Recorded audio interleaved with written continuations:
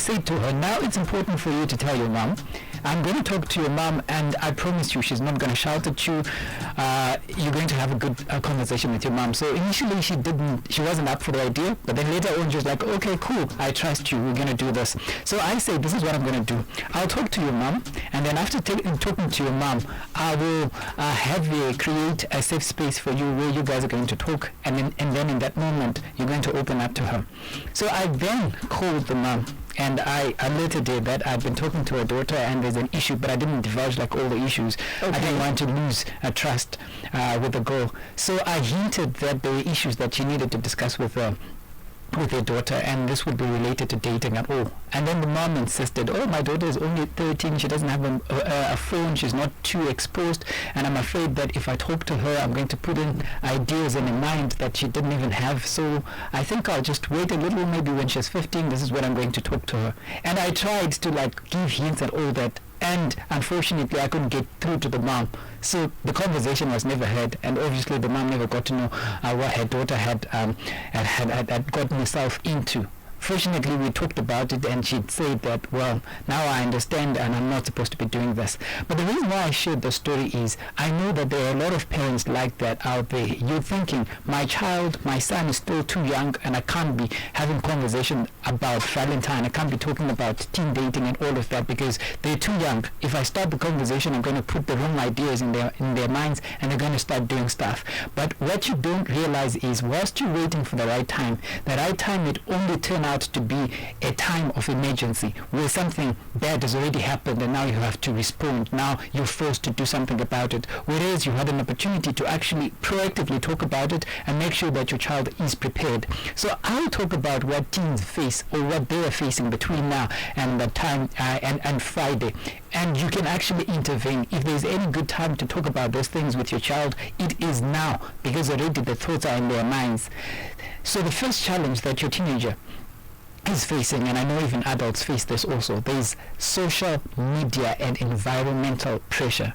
So you just go out, you see people in red, you go out, you see one person proposing to the other, people getting engaged and all of that. So because you're seeing all that, it's in your face either through social media or you're actually seeing it physically. Now you're also prompted to kind of get in the flow and do something. So even the idea of, oh, I need to get a present for my boyfriend, I need to get a present for my girlfriend, or what kind of a present do I even get? You know, sometimes you find even young people, teenagers, buying each other lingerie and all that, and you're wondering, well, where do they get their ideas from? They're seeing this from social media, and in their minds they're thinking, okay, so this is what we do, this is what I'm also supposed to do, and then they end up doing that. So there's that pressure from social media. So in order to deal with that pressure, you then as a parent will have to come in and have conversations with them so that they know the difference between what is real and what is just not real, what is out there. Some of what we see on social media, not drama, but for a teenager, they may not be able to know that this is drama. They may actually think that this is the real thing and this is what I'm supposed to do. So there's a lot of pressure to impress. I know of teenagers who will use their bus fare money to buy something, chocolates or a rose, and then they don't know what to do when it's time to go home. So the pressure is actually real, and then this, like I said, also happens even to adults. So there's social media pressure, and then there's hormone pressure. So already it's teenage, 12, 13, 14, thereabouts, crushes have started, and this will even be triggered more when the environment around them is just suggesting romantic things, suggesting love at all. So they are triggered. So now they want to act upon those crushes, upon those feelings. You know, I was doing a research, I think it was yesterday when I just did this random search. So I wanted to understand the kind of stuff that teens search out for on Google, like during Valentine's Day or Valentine's period. So there's one that I then picked out, and that one was a very common one. So what if I have a crush on a guy?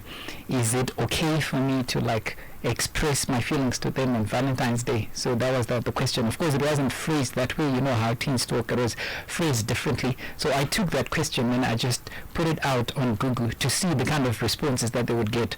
And the common response was that, yeah, you have to be confident. You have to go and do it. You shouldn't be afraid of rejection. Yes, that boy may say yes or no, that kind of thing. So these are the kind of answers that teens would get then when they go online. When they go online and ask those things, they are not like you, the parent. They're not going to say books before whatever, everything else and all that. That's not what the internet is going to say.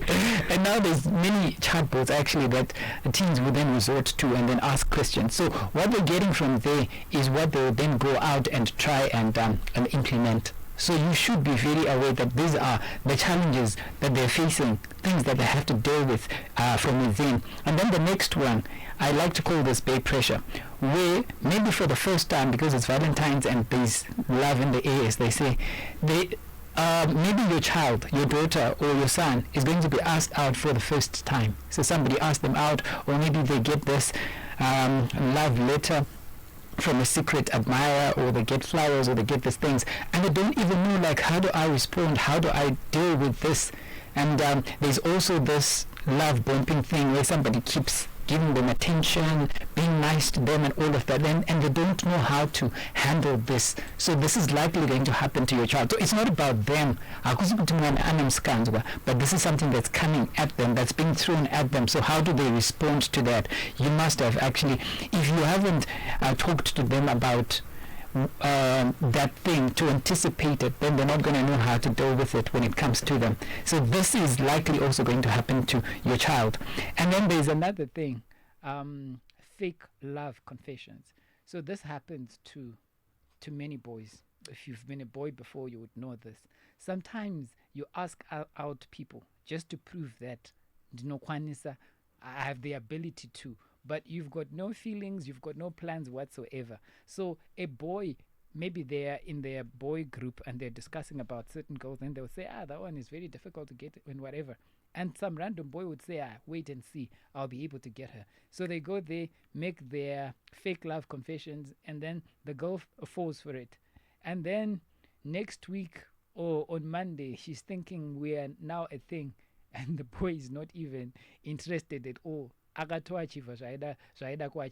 So all of that, now your child maybe is now stressed and is thinking we're having something, now is not something isn't coming out, and you're trying to have conversations with them. Why are you stressed and all? And they can't say anything because they can't tell you the exact reason, because this is a conversation that had never been had in the house. So they can't even say, there's this guy who came to me, did this and all that. But these are the real pressures that teenagers are facing in their world around this time. And then there's also the issue of exclusion. So exclusion is a form of bullying that's subtle, and a lot of people don't recognize it as bullying. So this is when you are excluded from your friend group for one reason or the other. So maybe you're in a friend group and then you're the only one who doesn't have a girlfriend. And then when these people are now talking and discussing about what they're doing for their for their girlfriends, what they're receiving and all of that, they exclude you either directly, or now you're the only one who doesn't have a story to share. So at the end of the day, you feel lonely and you feel like, why am I even here? Like something is wrong with you. Yeah, something is wrong is wrong with you. And this is where sometimes the issues of body image issues are now exaggerated in the mind of a teen. They're thinking, okay, maybe the reason why I'm not like them is because I don't look as good as them, or I'm not as intelligent as them, and then that leads to anxiety and sometimes even depression. So and there's a lot of teasing that happens. Like the name calling. Sometimes you would be called holy, or during our time, if you were like that serious type, you would be called Tains Vanana Charamba. Yeah. Okay. Because Pastor Charamba then was like the biggest gospel artist. So this is what you do. So that name calling can give pressure to your child, and they end up maybe doing what they didn't intend to do, or what they didn't want to do. Now they're just doing it. And then also the other pressures that teenagers face, there's pressure to prove love. So this is Valentine's Day. We should like take our love deeper or whatever, because this is what they're hearing from the movies. This is what they're hearing on social media. So at the end of the day, you now see that maybe a child who had principles, who had values, would say because it's Valentine, maybe it means that's the first time that we've got to experience our first kiss. Because it's Valentine's, we've got to make out. Because it's Valentine, sometimes people even get to the extent of sexual experimentation. And there are people out there who got pregnant because of this day. And maybe they were in school and then something happened. They ended up just losing their minds because it was Valentine's, because there was a lot of pressure around. So these are the pressures that teens are facing. You know, we live in a world where, especially if you're an adult, you do not want to believe that teens out there are dating, teens out there are making out at all.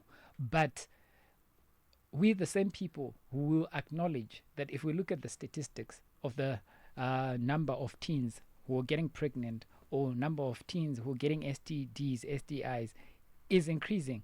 So we acknowledge that fact, but we don't acknowledge the cause of that. So how would that pregnancy levels or the STDs levels grow when there is no dating? There is dating. And then what do we need to do about it?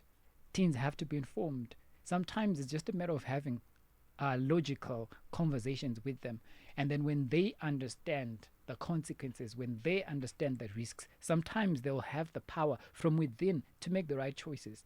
Because what we need to understand is there's something I call the battle within. So a teen could be battling with so many voices in their head. So they've got that voice from dad or from mom who says, don't do this. This is wrong. If you ever do it, I'm going to kill you. So they've got that voice. And then there's a voice from a friend who's saying, but hey, Dylan is really a cute guy. You can't let him go. So there's that voice. And then there's another voice from the Dylan himself, who's chummy or whoever, or whatever, who's saying, let's do this, and making them feel like they're the only person. If Dylan goes, then their life is shattered. They're never going to get another person again. You know, it's funny how a 12-year-old would think their date is the one who's going to marry them, or Yes. or a 14-year-old. So they've got all those voices. Too many voices. Yeah. And if your voice as a parent only comes once in a while, then it's not strong enough. But if it's a constant voice that's coming, and it's coming in a not too harsh tone. You know, we don't want to keep harsh voices in our heads. We want the sweet ones. So if it's a voice that's coming to a teen, like in a good way, then they're likely going to remember that. So those are the pressures that our teens are facing. And as parents, you need to talk about them. You may even need to encourage and let your child know about. There's something called Valentine. I'm sure you guys know about it, where the singles who have their own like space where they celebrate in a way without any pressure. Because can I celebrate it? The ones who think they're mature enough to be doing stuff now will pressurize you, and you end up also wanting to do stuff. So there are conversations you can have. And if you're a parent out there, you're a parent of a teenager, and you'd like to get maybe a PDF with some details on how you can have these conversations with your children, especially now, like I said, this is the right time to actually have the conversations. Please feel free to send the word parent to my WhatsApp number, and my WhatsApp number is 0773 606 728 0773 606 728. So you just send the word parent to that number, and then I'll respond to you, and I'll be able to give you something that may be helpful to you. Right, Coach Tefazo, thank you so much for coming through this morning and sharing this very special topic, especially for this week. I mean, it's crazy. The pressure, you can start feeling it even with your fam, but the way they're trying so hard to be seen, and social media and TV doesn't help. But thank you so much for coming through this morning. You're most welcome. So, right, it is what we call teenzim.com, hot issues for parents and teenagers. And we bring it to you every Tuesday right here on the Morning Galaxy with Coach Tafazo, who is a life coach with over a decade of experience working with teenagers, preteens, and parents both in Zimbabwe and abroad. He leads an entertainment center and there's a popular book, My Dating App. So you can catch him again next week. We are Star FM, sounding good all the time. It's 11. It's time for the news. This is Zim Paper's Radio Broadcasting News.